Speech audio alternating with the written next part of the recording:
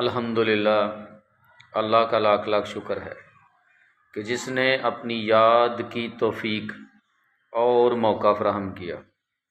لاکھوں اور کروڑوں درود حضرت محمد مصطفیٰ احمد مجتبیٰ صلی اللہ علیہ وآلہ وسلم کی ذات پر کہ جن کے طفیل مالک الملک نے یہ مہربانی فرمائی۔ آج ہم بات کریں گے کہ مشکل کشا کون ہے۔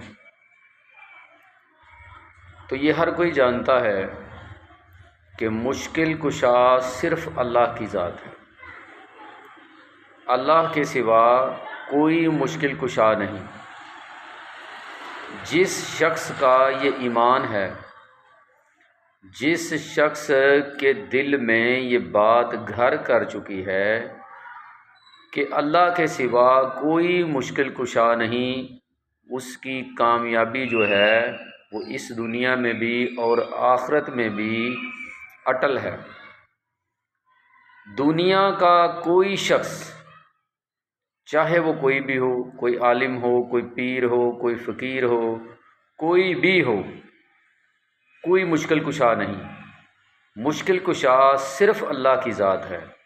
جب بھی انسان پر کوئی مصیبت آتی ہے، کوئی مشکل آتی ہے، تو اس کو صرف ایک ہی ہستی ہے جو اسے اس مشکل میں سے نکال سکتی ہے، اس کی مشکل کشائی کر سکتی ہے، اور وہ ہستی صرف اور صرف اللہ تبارک و تعالیٰ کی ذات ہے۔ کسی کی مجال نہیں اس کے سوا کہ کسی کی مشکل جو ہے وہ دور کر سکے یا مشکل کشائی کر سکے۔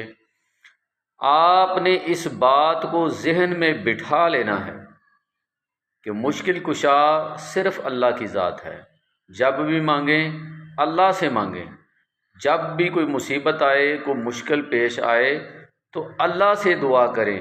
اللہ ہی ہے جو آپ کی مشکل کشائی کر سکتا ہے، اور اسی کے احاطہ میں ہے۔ وہی مالک ہے، وہی خالق ہے، وہی رازق ہے، وہی صحت دینے والا ہے، وہی مشکلوں کو دور کرنے والا ہے۔ باقی کوئی پیر، کوئی فقیر، کوئی ایسا بندہ نہیں ہے جو اللہ کے سوا مشکل کشا ہو۔ مشکل کشائی صرف اللہ کی ذات کو ہی زیب دیتی ہے، اور وہی مشکل کشا ہے، وہی ساری مشکلات کو دور کرنے والا ہے، وہی انسان کو ہر چیز عطا کرنے والا ہے۔ جب بھی مانگیں اس سے مانگیں، وہی حاجت روا ہے، وہی مشکل کشا ہے۔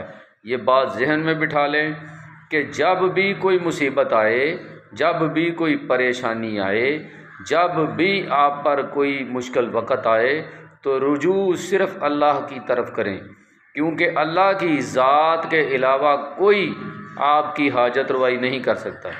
امید ہے کہ بات کی آپ کو سمجھ آ گئی ہوگی۔ اللہ تبارک و تعالی عمل کرنے کی توفیق عطا فرمائے۔ وما علینا الا البلاغ المبین۔ السلام علیکم۔